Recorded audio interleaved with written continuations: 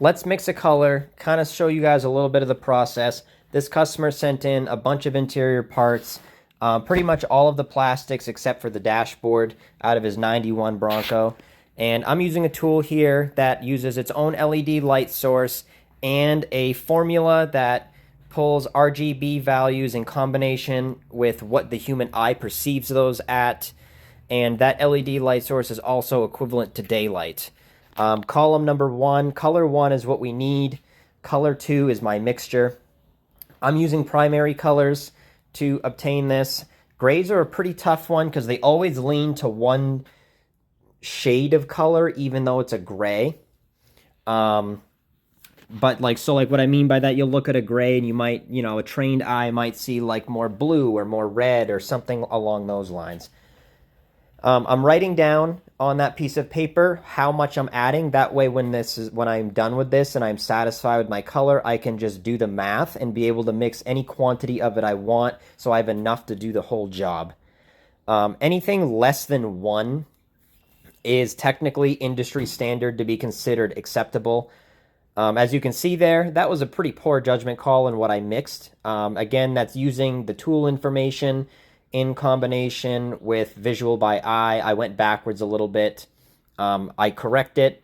And the tough thing about this was on the same parts in areas that had the least amount of fading or color distortion, the variances that I could even see by eye was significantly bad.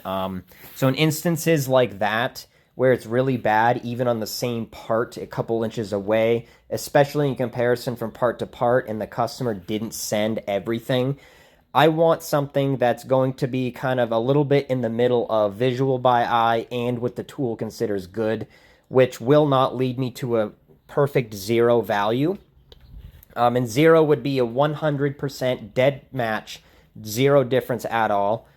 But I kind of wanted something in the middle there because the customer didn't send their dashboard, and I didn't want to go solely visual by eye because of how bad it was. Because like I said, even looking at the same parts, just in the sun, it was like 50 shades of gray. It was absolutely horrible. So we needed to find a happy medium, which resulted in very close to 0, but not quite 0, which you'll see at the end. But it came out absolutely phenomenal, and I do believe that it's going to blend very well with what the customer has, and it's going to be very close to what that original color was back in 91, factoring in some of these variances. Let's see what we got here. We're doing our scan. Boom. That's pretty good. I want it closer, though. That's something that technically an untrained eye probably won't ever notice, a 0.89.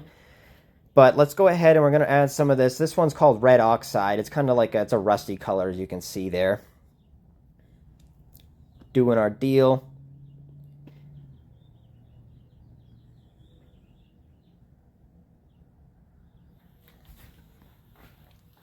And this is where the money is, 0.32. That is our happy medium, and it looks stunning.